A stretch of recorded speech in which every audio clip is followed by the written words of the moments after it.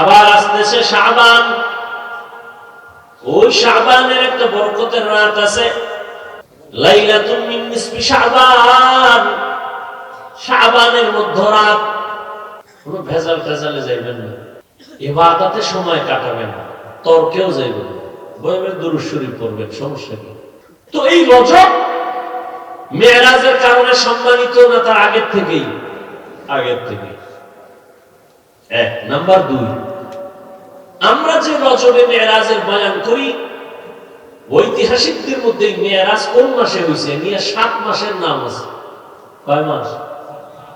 কেউ বলেন রবিউল আউয়ালে মেরাজ হয়েছে, কেউ বলেন রবিউল আখিরে মেরাজ হয়েছে, কেউ বলেন না জুমাদাল উলা, কেউ বলেন জুমাদাল উখরা, কেউ বলেন রজবে মেরাজ হয়েছে, কেউ বলেন শাওয়ালে মেরাজ হয়েছে, কেউ বলেন রমাজানে মেরাজ হয়েছে। তো মেরাজ হয়েছে এটা সঠিক, মেরাজ হয়েছে রাতের বেলা। সমস্ত নবীদের মেরাজ হয়েছে, আমার নবীরও মেরাজ হয়েছে। সব নবীদের মেরাজ হলো জমিনে, আর আমার নবীর মেরাজ হলো আরশে আজিমে। সুবহানাল্লাহ। না যেই তাহলে বিড়ি টানবো কেমনে সুবহানাল্লাহ? মরাটারে মারো কেন, লড়ে কেন? আল্লাহ হেদায়েত দান করে। সব নবীদের মেরাজ হয়েছে জমিনে, আপনার আমার নবীর মেরাজ আমি তো আসমানে বলি নাই, আরশে আজিমে। সমস্ত নবীদের মেরাজ হলো ইমতিহান, আর আমার নবীর মেরাজ হলো ইনআম। সমস্ত নবীদের মেরাজ পরীক্ষা, আর আমার রহমতের নবীর মেরাজ হলো পুরস্কার। সমস্ত নবীদের মেরাজ জমিনে কেন, আমার নবীর মেরাজ কেন আরশে আজিমে? সমস্ত নবীদের মেরাজ আল্লাহ তাআলা জমিনে করাইলেন, আপনার নবীর মেরাজ কেন আসমানে হলো, আরশে আজিমে হলো? নবীর মেরাজ কেন দিনে না হইয়া রাতের বেলা হলো? রহমতের নবীর মেরাজের ঘটনা আল্লাহ বয়ান করতে গিয়া বলেন সুবহান, পবিত্র আল্লাহ। আল্লাহ কি কখনো অপবিত্র ছিলেন? তাহলে পবিত্র বললেন কেন? এলাকার চেয়ারম্যানের কথার কথা পেছ লাগাই মনে করেন আমি বুঝাইতেছি, এই চেয়ারম্যান সাহেব কিন্তু চুরি টুরি করে না, খুব ভালো মানুষ। প্রশংসা হয়েছে ঠিক, কিন্তু একটু লাশা লাগাই হয়েছে, ঠিক না? এটা ইনজেকশন মারা হইল না যে চেয়ারম্যান ভালো মানুষ, এটা বললেই তো হয়। যদি বলি চেয়ারম্যান কিন্তু চুরি টুরি করে নাই, খুব ভালো মানুষ, প্রশংসাটা কি সুন্দরভাবে হইল? আল্লাহ সবসময় পবিত্র, আবাদুল আবাদ। কেন বললেন আল্লাহ সুবহান, আমি পবিত্র? আড়ালে মনে হয় যেন অপবিত্র, নাউযুবিল্লাহ। এরপরে আল্লাহ বললেন, দুনিয়ার ১৫০০ বছর পরে এখনো কত বেঈমানেরা নবীর মেরাজ মেনে নিতে পারে না, এখনো আছে অনেক নাস্তিকরা। এটা কেমনে সম্ভব? রহমতের নবী রাতের বেলা চলে গেলেন ৭ আসমান, আরশ, কুরসি, লৌহ কলম ভ্রমণ করে আবার চলে আসলেন, এটা কেমনে সম্ভব? আল্লাহ প্রত্যেকটা পয়েন্টে পয়েন্টে জবাব দিয়েছেন। আল্লাযী আসরা বিআবদিহি, একটা একটা শুনেন। প্রথম কথা হলো রহমতের নবীর মেরাজ কেন রাতের বেলা হলো? রাতের বেলা হওয়ার ১ নাম্বার কারণ, বন্ধুর সাথে বন্ধুর মুহাব্বতের আলাপ আচরণ। আলাপনটা দিনে ভালো না রাতে ভালো? কি রাতের বেলা ভালো হয়। আর মুহাম্মদ তো আল্লাহর এমন বন্ধু, ইব্রাহিম আল্লাহর বন্ধু, ঈসা আল্লাহর বন্ধু, মুসা নবী আল্লাহর বন্ধু, দাউদ নবী আল্লাহর বন্ধু, সুলাইমান আল্লাহর বন্ধু, আমার নবীও আল্লাহ পাকের বন্ধু। সব নবী রাসূল আমার আল্লাহ তাআলার আশিক, আর আমার আল্লাহ হলেন শুধু মুহাম্মদের আশিক। ব্যবধান আছে না নাই? সমস্ত নবী রাসূল আমার আল্লাহ তাআলার আশিক, আর আমার আল্লাহ শুধু মুহাম্মদের আশিক। ভালো করে খেয়াল করেন, রাতের বেলা মেরাজ হওয়ার আরেকটা কারণ, যদি দিনের বেলা হইতো সবাই দেখে ফেলতো, আর দেখা বিশ্বাস করার মধ্যে ঈমানের পয়েন্ট বাড়ে না, বরং না দেখা বিশ্বাস করার মধ্যে ঈমানের পয়েন্ট বেড়ে যায়। আমরা আল্লাহকে মানিনি দেখা না, না দেখা। ইউমিনুনা বিল গায়ব, আমরা আল্লাহকে না দেখে বিশ্বাস করি, এজন্য আমাদের ঈমান মজবুত। আমরা রহমতের নবীরও দেখি নাই, তারপর আমরা তার শেষ নবী মানি না দেখে, আমাদের ঈমান আরো মজবুত। আমরা নবীজিরে দেখি না, এরপর নবীরে বাদ দিয়া কত মিথ্যা নবীর দাবিদারেরা নবী নিজে দাবি করছে, আমরা কাউকে মানি না, আমরা মানি আখিরি নবী মুহাম্মদ সাল্লাল্লাহু। আল্লাহ তাআলা রাতের বেলা মেরাজ করাইয়া মুমিনের ঈমানটারে মজবুত করেছেন। রহমতের নবী রাতের বেলা থেকে সকালে এসে আবু জাহিলরে কয়, আমি মেরাজ করে আসলাম, বাইতুল মাকদিস দেখে আসলাম। আবু জাহিল বের হয়ে কয়, মিথ্যা কথা, এটা অসম্ভব। রাস্তায় বের হয়ে আগের সাথে সামনে গিয়া দেখে আবু বকর আসতেছে। এই আবু বকর, শুনছো আব্দুল্লাহ ছেলে পাগল হয়ে গেছে? কেন? সে নাকি এই রাতের মধ্যে 7 আসমান ঘুরে ফিরা বাইতুল মাকদিস 1 মাস লাগে যাইতেছে, রাতের অল্প টাইমে দেখাস। আবু বকর সিদ্দিক বলেন, আবু জাহাল, কথাটা কে তোমাকে বলছে? বলে আব্দুল্লাহর ছেলে মুহাম্মদ। সত্যি? বলে হ্যাঁ সত্যি। মুহাম্মদ বলেছে? বলে হ্যাঁ। আবু বকর কয় নাই, আমি জিজ্ঞাসা লই। আবু বকর বলে, যদি মুহাম্মদ বলে থাকেন, আমি এখনই তার উপরে ঈমান এনে ফেললাম। আমি আবু বকর নবীর আর জিজ্ঞানের দরকার নাই, তুমি যদি বলো মুহাম্মদ বলেছে, কেউ না মানলে আমি মেনে নিলাম। এই জন্যই তো আবু বকরের এত মূল্য। রহমতের নবী বলেন, সব মুমিনের নেক আমল যদি এক পাল্লায় দেয়, আর আমার আবু বকরের 2টা আমল যদি ভিন্ন পাল্লায় দেয়, সব মুমিনের নেক আমল থেকে আবু বকরের মাত্র 2 আমলের পাল্লা ভারী হয়ে যাবে। যে আবু বকরকে আমার আল্লাহ নিজে সালাম দিয়েছেন, আবু বকর মেনে নিলেন। আল্লাহ বলেন, সুবহান, আমি পবিত্র। পবিত্র বলতে গেলে প্রশ্ন আসে, এজন্য এই সুন্দর একটা জবাব দিয়েছেন শাইখুল হিন্দ মাহমুদ হাসান দেওবন্দি রহমাতুল্লাহ আলাইহি বলছেন, এখানে পবিত্রতার বিপরীত যে আইব অর্থাৎ ত্রুটি থেকে আমি পবিত্র না, তর্জমা করেছেন আমি সমস্ত দুর্বলতা থেকে পবিত্র। বলে কেমন দুর্বলতা? তোমার মেধার দুর্বলতা আছে, এ থেকে আমি আল্লাহ পাক।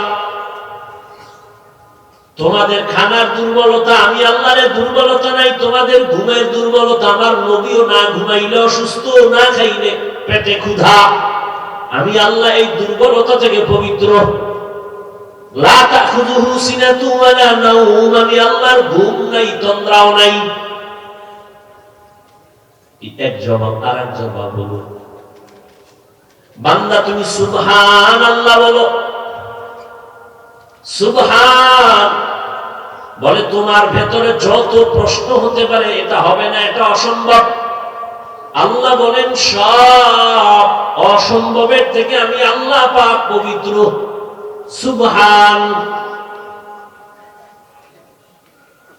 দ্বিতীয় কথা হলো, আমরা মাঝে মাঝে সুবহানাল্লাহ বলি কেন? বলে আশ্চর্য কোন ঘটনা শুনলে। আল্লাহ কয় রহমতের নবীর জীবনে 2টা সফর হয়েছে, এর মধ্যে মেরাজের সফর বড় আশ্চর্য, এই জন্য সুবহান বলো। সুবহান বলার আরেক ফায়দা, যদি বান্দা তুমি সুবহানের ওজিফা পড়ো, তুমি সুবহান ওজিফা পড়ো, সুবহানাল্লাহ ওজিফা পড়ো, আল্লাহ তোমাকে পবিত্র, আল্লাহকে যখন বলছো এর বরকতে তোমাকে আল্লাহ পবিত্র বানায় দিবে। এই নিয়তে যদি পড়ো তাহলে আল্লাহ তোমাকে আখলাকে হাসানা দান করবেন। সুবহান এর ওজিফা বলবেন। সমস্ত নবীর মেরাজ হলো জমিনে পরীক্ষা, আর আমার রাসূলের মেরাজ হলো পুরস্কার। মুসা নবীর মেরাজ তুর পাহাড়ে পরীক্ষা, 40 দিন রোজা রাখো। ঈসা নবীর মেরাজ জমিনের মধ্যে শুলিবিদ্ধ করে দেওয়ার জন্য সবাই আটকায় দিল, আল্লাহ ওখান থেকে উপরে মেরাজ উপরে নিয়ে গেলেন। মেরাজ এটা উরুজ শব্দ থেকে, অর্থ হলো উপরের দিকে অগ্রগামী হওয়া, মর্যাদার লাইনে, মর্যাদার লাইনে উপরে উঠা। এটা 2 প্রকার, একটা জাহিরি আর একটা বাতিনি। মেরাজ 2 প্রকার, জাহিরি বাতিনি। জাহিরি সম্মানের উপরের দিকে আগানো, বাতিনি ভাবেও উপরের দিকে আগানো। বাতিনি যেমন একই দস্তারখানে সবাই খাচ্ছে, আবু বকর, ওমর, ওসমান, আলী রহমতের নবী একই দস্তারখানে একই জায়গায় বসা, মর্যাদার লাইনে রহমতের নবী তুলনাহীন। এটা হলো উরুজ বাতিনি। আর একটা হলো জাহিরি। জাহিরি ভাবে আমার আল্লাহ আমার রাসূলকে উপরের দিকে নিয়ে গেলেন মর্যাদা দেখানোর জন্য।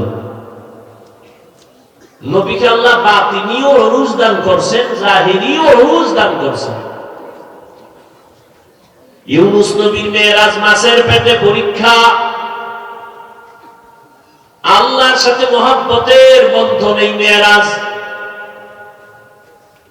জাকারিয়া আলাইহিস সালাম করাতের নিচে জীবনটা বিলায় দিলেন পরীক্ষা। ইব্রাহিম নবীর মেরাজ আগুনের ভেতরে মালিকের সাথে গোপন সম্পর্ক পরীক্ষা।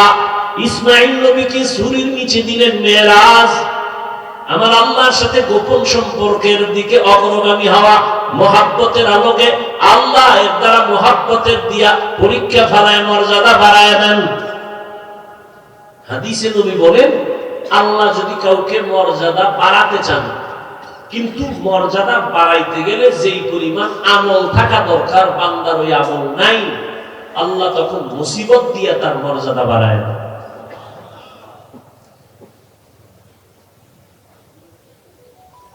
তাহলে সব নবীর মেরাজ পরীক্ষা, আর আপনার আমার নবীর মেরাজ হলো পুরস্কার। তো পুরস্কার যিনি পাবেন, পরীক্ষা ছাড়া কেউ পুরস্কার পায় না। তাহলে আমার নবীরে আল্লাহ পরীক্ষা ছাড়া পুরস্কার দিবেন? বলে না। নবীর পরীক্ষা তো আরো জটিল। কেমন জটিল? বলে রহমতের নবী জমিনে আসিয়া কোনদিন আব্বা চেহারা দেখেন নাই, বাবা বলে ডাকতে পারেন নাই। 6 বছরে মা হারাইলেন, নবীর এক কঠিন পরীক্ষা। 8 বছরে দাদা আব্দুল মুত্তালিব হারায় গেল, কঠিন পরীক্ষা। চতুর্দিকে নবীর দুশমন। জমিনে নবীর জন্য 2টা ছায়া ছিল দারুল আসবাব হিসাবে, এক ছায়া চাচা আবু তালেব, আর একটা ছায়া আম্মা জান খাদিজা রাদিয়াল্লাহু আনহা। রহমতের নবীর উপরে আরো পরীক্ষা। চাচা আবু তালিব চলে গেছেন, একই বছরে খাদিজা রাদিয়াল্লাহু আনহাও চলে গেলেন। জমিন থেকে দনজন চলে গেলেন, নবীর পরীক্ষা। নবীকে একদিন আর 2 দিন না, যেই নবীর শরীর মোবারকে মশা পড়ে না হারাম, মাছি পড়ে না হারাম, সেই রহমতের নবীকে মক্কার বেঈমানেরা শিয়াবে আবু তালিবের মধ্যে 3 বছর এমন ভাবে গৃহবন্দী করে রাখলো, চতুর্দিকে পাহাড়, মাঝখানে রহমতের নবী। খানা দেয় না, পানি দেয় না। নবীর 4 কন্যা নবীর সাথে আছেন, কষ্ট করে। নবী গাছের পাতা ছিঁড়ে চাবাইয়া চাবাইয়া খায় আর পেটের ক্ষুধা নিবারণ করেন। কেমন পরীক্ষা! একদিন নি, তা না 3টে বছর রহমতের নবীর পরীক্ষা। এত কষ্ট। আম্মা জান আয়েশা রাদিয়াল্লাহু আনহা বলেন, রহমতের নবী জীবনে অনেক কষ্ট করেছেন, তবে কোন কষ্টটা আপনাকে বেশি দাগ কাটছে অন্তরের ভেতরে? রহমতের নবী বলেন, আয়েশা, সব থেকে বেশি আমাকে ভাবায় তায়েফের ময়দানের কষ্ট। আমি যখন তায়েফের ময়দানে হেঁটে হেঁটে দাওয়াতের জন্য যাই, দেখছেন নি মক্কা থেকে তায়েফে যখন যাই, এখন তো গভর্নমেন্ট বাঁকা বাঁকা রাস্তা করে দিয়েছে, কেবল সিস্টেম উঠা যায়। ওখানের আবহাওয়া পুরাটা ঠান্ডা, মক্কায় আগুন, ওখানে ঠান্ডা। রহমতের নবী হেঁটে হেঁটে চলে গেছেন। নবী বলেন, আয়েশা, আমি যখন গেলাম দাওয়াতের জন্য, ওই তায়েফের কাফেরেরা ওদের বাচ্চাদের আমার পেছনে লেলিয়ে দিল পাথর মারার জন্য। তায়েফের ছোট ছোট বাচ্চারা বৃষ্টির মতো আমাকে পাথর মারলো। পাথরের আঘাতে আঘাতে আমার শরীর রক্তে রঞ্জিত, জুতা পর্যন্ত আটকায় গেছে রক্ত পড়ে। শুধু কি পাথর মানে এতটুকু, আর এক দল আমার পেছনে লাফায় আর আমারে গালি দেওয়া শুরু করেছে, আর বলে, মক্কার পাগল আছে তারা দাও। আর এক দলে আমারে হাসে ঠাট্টা করে, আমি চোখের পানি ধরে রাখতে পারি না। আমার আল্লাহ পর্যন্ত রাগ হয়ে গেলেন, ও জিবরাইল যাও, রহমতের নবীর কান্না সহ্য করা যায় না, তাড়াতাড়ি তায়েফের জমিন উল্টায় সব মেরে ফেলো। ও আয়েশা, জিবরাইল আসছে, আমাকে বলে তায়েফের জমিন উল্টায় দিবে। আমি কান্না করে বলছি, না, ওদের মারবা না, ওরা আমাকে চিনে না। ওরা যদি জানতো আমি মক্কার ইয়তীম, জীবনে আমি বাবাকে বাবা বলে ডাকতে পারিনি, জীবনে আমি মায়ের আদর পাই নাই। আল্লাহ আমাকে এভাবে পরীক্ষা করেছে, আমার শরীরে একটা মশা পড়ে না, মাছিও পড়ে না। যদি ওরা ভালো করে জানতো, আমার শরীরের মধ্যে একটা আঘাত ওরা করত না। ও আয়েশা, জানো না আল্লাহ আমাকে এত সম্মান দান করেছে, আমি রাস্তা দিয়ে যখন চলি, দুপাশের গাছ নত হইয়া আমারে সালাম দেয়, জঙ্গলের প্রাণী আমারে সালাম দেয়। আয়েশা বলেন, আমি নবীর ঘাম বোতলে ভরে রাখতাম আর আতর হিসেবে ব্যবহার করতাম। নবী বলেন, আমি যেখানে কদম ফালাই, ওখান থেকেই দীর্ঘ বছর শুধু মেশকের ঘেরান আসে। ওই তায়েফের বেঈমানেরা বুঝে না, এই পরিমাণ পাথর মেরে আমার রক্ত ঝরাইছে, আমি তায়েফের ওই কষ্টের কথা ভুলতে পারি না। ও আয়েশা, একটা মানুষও কালেমার পতাকার মধ্যে ঢুকতে চাইল না। আমার এই কষ্ট আল্লাহ তাআলা এবার সান্ত্বনা দেওয়ার জন্য বলে, নবী আসেন আমার বাড়ি, আমি আপনাকে এবার পুরস্কার দিব। আল্লাহ আমার নবীরে পুরস্কার দেওয়ার জন্য বলেন, চলে ও জিবরাইল যাও, জান্নাত থেকে একটা বোরাক সাজাইয়া মক্কায় নিয়ে যাও। হুয়া হুকুম জিবরাইল কো ইউশিতাব, बोराके के जन्नत से कर इंतखाब, सजा उसको ज़ेवर से तू ताबा पा, फिर उसको तू काबा में ले करके जा।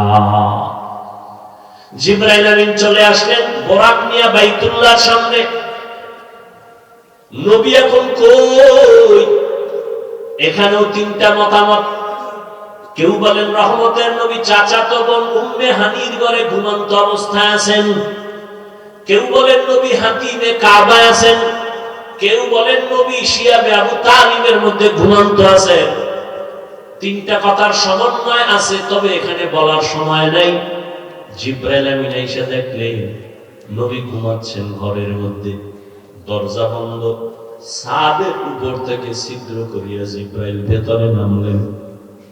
ভেতরে নামিয়া রহমতের নবীর মাথায় হাত দেয় না, শরীরের কোন অংশ স্পর্শ করে না। জিব্রাইল আমিনের 600 নূরের পাখা, এক অংশ রহমতের নবীর পা মুবারকের পাতায় লাগাইয়া দিলেন। রহমতের নবী গভীর ঘুমে নাই, তাকায় দেখে জিব্রাইল পায়ের কিনারায়। নবী বসলেন, এই গভীর রাতে আসলেন কেন? উপরে তাকায় দেখে আবার ছাদ খালি, আসমান দেখা যায়। আপনি এখান থেকে আসছেন বলে, হ্যাঁ কেন, দরজা আছে না? আপনি উল্টা আসলেন কেন? আজকে সব ব্যবহার উল্টা হবে, মাত্র শুরু। আপনার সাথে আজ ব্যবহার হবে সব আপনার বিবেকের বাহিরে, মাত্র শুরু হলো, উপর থেকে নেমে দেখায় দিলাম। মুফাসসিরিনে কেরাম, মুহাদ্দিসিনে কেরাম মেরাজের ঘটনা থেকে উম্মতের সবক দেয়, এই দুনিয়াওয়ালারা সবক নাও। এক, ঘুমের মানুষের কেমনে সজাগ করবা? রহমতের নবীর জিব্রাইল সজাগ করে দেখায় দিলেন। দামি কোন মানুষ যদি ঘুমায়, তাকে যদি তুমি সজাগ করতে চাও, মাথায় হাত দিবা না, শরীরের অন্য কোন জায়গায় তুমি স্পর্শ করবা না, পা ধরে হালকা ভাবে চিপ দাও, সজাগ হয়ে তাকায় তোমাকে দেখবে, কোনো ভয় লাগবে না। তুমি যদি পিছন দিয়ে মাথার উপরে আঘাত করো তো বেহুশ হয়ে জায়গায় মরে যাবে, তোমার তো দেখবেই না। মেরাজ থেকে সবক নাও, ঘুমের মানুষ কেমনে সজাগ করবা। জিব্রাইল আমিন নবী বলেন, আমাকে উঠাইলেন, হাতিমে কাবায় নিয়ে গেলেন, ওখান থেকে জমজমের কূপের কিনারায় নিয়ে আমাকে চিত ভাবে শোয়াইলেন। আমাকে শোয়াইয়া আমার বুক চিরলেন, ভেতর থেকে কলব বের করলেন, স্বর্ণের পেয়ালায় রাখলেন, জমজমের পানি দিয়া ধুইয়া আবার ভেতরে ঢুকাইলেন, হালকা করে চাপ দিলেন, আগের মতো সুন্দর হয়ে গেল। আমি সব দেখতেছি কিন্তু বলতে পারতেছি না। আমার সামনে জিব্রাইল মিকাইল, ডান পাশে 70,000 ফেরেশতা, বাম পাশে 70,000 ফেরেশতা, সামনে 70,000 ফেরেশতা, পেছনে 70,000 ফেরেশতার কাফেলা। আমারে এভাবে করলেন, রক্ত গেল না, সেলাই লাগলো না, আমি ব্যথাও অনুভব করলাম না। এটাকে আমরা বর্তমানে বলি ওপেন হার্ট সার্জারি। কি সার্জারি? আল্লাহ দেখায় দিলেন, এই দুনিয়ার ডাক্তারেরা ওপেন হার্ট সার্জারি কইরা মাস্তানি করিস না।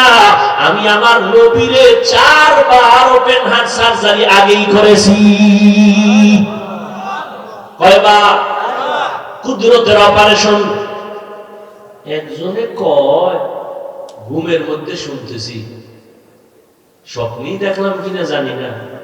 একজনে বলতেছে, নবীর কলবের মধ্যে কি কোনো ময়লা ছিল? যদি নাই থাকে তাহলে বের কইরা জমজম দিয়া ধুইলেন কেন? কয় না, কেমনে বুঝাবো জানি না। এরে আল্লাহর বান্দা, রহমতের নবীর শরীর থেকে ঘাম, ঘাম থেকে মেশকের ঘেরান আসে, এই কথা কি আপনারা শুনছেন? নবীজির মেশকের মধ্যে, এই ঘামের মধ্যে কি বলে? নবী যেখানে কদম দেয় সেখানেও কি ঘেরান? নবীজির থুতু মোবারকেও ঘেরান। সেই নবী গোসল করতেন না? বলেন, ওযু করতেন না? কেন? নবী নাপাক? তো ওযু করতেন কেন? মেয়েরাজ যখন চলে আমার মালিকের সাথে ডাইরেক্ট কথা, এখানে সালাম চলবে না, কালাম চলবে না, খানা চলবে না। সালাম ফিরায় নামাজ শেষ, এবার খানা দাও, সালাম দাও, কোনো বাধা নাই। আল্লাহ পাক রব্বুল আলামিনের নবী বলেন, এবার বোরাকে আমাকে উঠাবেন। বোরাক আমাকে নিতে চায় না, কেমন বাহানা করে। ইতিহাস ওলামায়ে কেরাম অনেকে শুনছেন, আপনারাও জানেন। নবী বলেন, বাইতুল্লাহ থেকে 1 মাসের পথ হলো বাইতুল মাকদিস, প্রথম কিবলা। বোরাকে যখন উঠলাম, এক চোখের পলকে আমি বাইতুল মাকদিসে হাজির হয়ে গেলাম। এটা কেমনে সম্ভব? মুহাম্মদ এক নজরে 1 মাসের পথ চলে গেলেন, এটা কেমনে সম্ভব? এর জবাব হলো নবী যায় নাই, নবী আয় নাই, আল্লাহ নিয়েছেন। আর আল্লাহ নিয়ে কি পারে না? যেই আল্লাহ আদম নবীর জান্নাত থেকে ভারতের চরণদ্বীপে পালায়া দিলেন, যেই আল্লাহ মা হাওয়াকে আরবের জেদ্দায় পাঠায়া দিলেন জান্নাত থেকে, ওই আল্লাহ আমার নবীরে পারে না আসেনতে? যেই আল্লাহ ইউনূস নবীরে মাছের পেটে ঢুকাইয়া আবার বের করে দিলেন, যেই আমার আল্লাহ ঈসা নবীকে দ্বিতীয় আসমানে নিয়ে গেলেন, ওই আল্লাহ আমার আল্লাহর নবীকে কেন আরশে আজিমে নিতে পারেন না? আমার আল্লাহ কেমন কুদরতের মালিক! উযায়ের আলাইহিস সালামকে জমিনের মধ্যে 100 বছর ফেলে রাখলেন মরা, এরপর আবার আল্লাহ জিন্দা বানায় দিলেন। ওই আল্লাহ আমার রহমতের নবীকে কুদরতের দ্বারা আরশে আজিমে নিতে পারেন কিনা? আল্লাহ নিছেন, নবী যান নাই, নবী আসেন নাই, আল্লাহ নিয়েছেন, আল্লাহ পাঠায় দিয়েছেন। কুদরত কার? আমার আল্লাহর। নবী বলেন এক পলকে চলে গেলাম, কিন্তু এর মধ্যে বহু কাহিনী হয়ে গেল। মদিনার সফর হয়ে গেল, নামলাম, নামাজ পড়লাম, আবার সামনে যাইয়া তুর পাহাড়ের উপর দিয়া যাই, এক জায়গায় মুসা নবীর কবর দেখলাম। এই মেরাজের ভিতরে যাইতে গিয়ে দেখি মুসা নবী কবরে নামাজ পড়তেছে। নবী মুসা কবরে নামাজ পড়েন, এটা আবার কেমন কথা? কেমন তেমন কথায় দূরার বলার সুযোগ নাই। অনেকে বলে নবীরা কবরে মরা, জীবনে জিন্দা হবে না। নবী বলেন ক্বালা রাসূলুল্লাহ সাল্লাল্লাহু আলাইহি ওয়া আলিহি ওয়া সাল্লাম আল আম্বিয়া ওয়া আহইয়াউন ফি কুবুরিহিম ইউসাল্লুন। সব নবীরা কবরে জিন্দা, সবাই নামাজ পড়ে। সুবহানাল্লাহ। কোরআন শরীফে আল্লাহ আয়াত নাযিল করে বলেন ওয়াহুম ইউরযাকুন, আমি কবরে তাদেরকে খানা দেই। আল্লাহ কি দেন? খানা দেয়। খানা কবরে দু জায়গা, এখানে আমার আল্লাহ খানা দিলে কেমনে খায়? প্রশ্ন করে তারা, যারা নবীদেরকে জিন্দা মানে না। তারা বলে কবরে জিন্দা হইলে আল্লাহ খায় রিজিক দেয়। কি খায়? রুটি না ভাত? খাইলে প্লেট পায় কই, গ্লাস পায় কই, বাথরুম কই? এই বিষয়ে আমি বিস্তারিত আলোচনা অনেক জায়গায় করেছি, আজ করব না। আমাদের আকীদা, সমস্ত নবীরা কবরে জিন্দা, কিয়ামত পর্যন্ত নামাজরত অবস্থায় থাকবেন। নবী বলেন ওখান থেকে বাইতুল মাকদিসে যাইয়া বোরাকটারে বাঁধলেন। জিবরাইল বাইতে, জিবরাইল নিজে আযান দেওয়া শুরু করলেন। বোরাকের বাঁধলেন, কেন পালায় যাবে? কয় না, এখান থেকে আরেক সবক নেও, নিজের মাল নিজে হেফাজত করো, অন্যের উপরে ন্যস্ত করিও না। নিজের দোকান নিজে হেফাজত করে বলো তাওয়াক্কালতু আলাল্লাহ। নিজের সন্তান নিজে হেফাজত করো, আরেকজনের উপরে ন্যস্ত করো না। জিবরাইল আযান দিয়ে দিলেন। আযান নবী দিলে তার মজা হইতো, সেখানে সব নবী রাসূল হাজির। জিবরাইল আযান দিছে, আমার নবী আযান দিলে ঝামেলা। কারণ আমার নবী যদি বলেই ফেলেন হাইয়া আলাস সালাহ, নামাজের দিকে আসাটা বাই ফোর্স অর্ডার, আর নবী যদি অর্ডার দিয়েই দেন, যদি না মানো কাফের হয়ে যাবে। এই জন্য আল্লাহ উম্মতের কাফের থেকে বাঁচাইছে। জিবরাইল আযান দিছে হাইয়া আলাস সালাহ, উম্মত যদি না যাও কাফের হবে না, হয়তো ফাসিক হয়ে যাবে। আর নবী যদি কয় হাইয়া আলাস সালাহ, তুমি যদি ডিনাই করো, তুমি কাফের হয়ে যাবে। নবীর অর্ডার বাই ফোর্স অর্ডার। নবীজি এবার সব নবী রাসূলদের সামনে 2 রাকাত নামাজের ইমামতি করলেন। নবীজির যেহেতু পুরস্কার দিবেন, পুরস্কার দেওয়ার জন্য সবাইকে আল্লাহ হাজির করলেন। নবীকে পুরস্কার দেয়া হবে। ওখান থেকে আমার আল্লাহ বোরাকে নিয়ে গেলেন। জিবরাইল সফর সঙ্গে উপরে আসমানে। নবীজি বলেন একটানে আসমানে গিয়ে দেখি আসমানের মধ্যে 2টা দরওয়াজা, তালা লাগানো।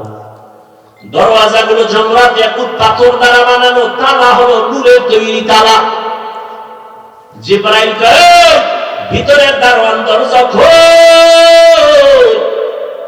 দারওয়ান কয় মান আনতা, কে তুমি? বলে আনা জিবরাইল। ওয়া মান মা'আক, তোমার সাথে কে? বলে হুয়া মুহাম্মদ সাল্লাল্লাহু। জিবরাইল দারওয়ান কয় অনুমতি আইছিনি? আনসুনি? কাহানসি। কথা খুলো, চাবি দে। আমি ভিতরে, তালা বাইরে, চাবি কই? বলে ইসমে আজম, বিসমিল্লাহ হলো তালার চাবি। নবী বলেন আমি বিসমিল্লাহ বলে তালায় হাত দিলাম, দোনো দরজার তালা খুলে গেল, আমি ভেতরে ঢুকলাম। এইভাবে প্রথম আসমান পুরাটাই দেখলাম। দেখা দেখা দ্বিতীয় আসমানে গেলাম, তৃতীয়, চতুর্থ, পঞ্চম, ষষ্ঠ, সপ্তম। এবার যাইতে যাইতে সাত আসমানের পরে গিয়ে দেখে একটা নূরের কাবা, বাইতুল মামুর। ৭০,০০০ ফেরেশতারা কাফেলা বানায় তাওয়াফ করে। একবার যারা করবে কিয়ামতের আগে এদের সিরিয়াল আর আসবে না, এত বেশি ফেরেশতা। নবী বলেন ওখান থেকে উপরে গেলাম সিদরাতুল মুনতাহা, বিশাল এক বড়ই গাছ। বড়ইগুলো তেলের ড্রামের মতো বড় বড় বড়ই, পাতাগুলো হলো গাছের পাতা, হাতির কানের মতো বড়। রহমতের নবী বললেন ওখান থেকে আল্লাহ আমাকে আর উপরে নিয়ে গেলেন ভিন্ন বাহনে। যাইতে যাইতে যাইতে যাইতে যাইতে অনেক অনেক অনেক অনেক উপরে এক পর্যায়ে দেখি অন্ধকার, কিছুই দেখা যায় না, আমার বাহন চলতেছে। আর জায়গায় দিয়ে দেখি আগুনের মাঝখান দিয়ে আমার সফর চলতেছে। যাইতে যাইতে হঠাৎ অনেক উপরে গিয়ে দেখলাম আল্লাহ তাআলার নূরে তৈরি আরশে আজিম। ৮ জন ফেরেশতা কাঁধে নিয়ে দাঁড়ানো, এদের পা ৭ জমিনের নিচে। ফেরেশতারা জানে না ওদের কাঁধের উপরে কি আছে। আমি জুতা সহ গেছি তো, জুতাটা খুলতেছিলাম, আওয়াজ আসতেছে নবী জুতা খুলবেন না, আরশে আজিম আপনার জুতা তুলে নেওয়ার জন্য পাগল হয়েছে। কারণ আপনার নবুয়তের সীমানা, মুসা নবীর নবুয়তের সীমানা যেই পর্যন্ত, তার মেরাজের সীমানা ওই পর্যন্ত। আর আপনার নবুয়তের সীমানা শুধু জমিনে না, আরশে আজিম লৌহ কলমের জন্য আপনার মেরাজও চলতেছে এই পর্যন্ত। নবী বলেন আমি গেলাম, এর উপরে উঠলাম, আরশে আজিমের উপরে আবার আল্লাহর অনেক উপরে হলো কুরসি, চেয়ার। চেয়ারের চতুর্পাশে ৭০,০০০ পর্দা লাগানো নূরের। ওয়াসিআ কুরসিয়ুহুস সামাওয়াতি ওয়াল আরদ।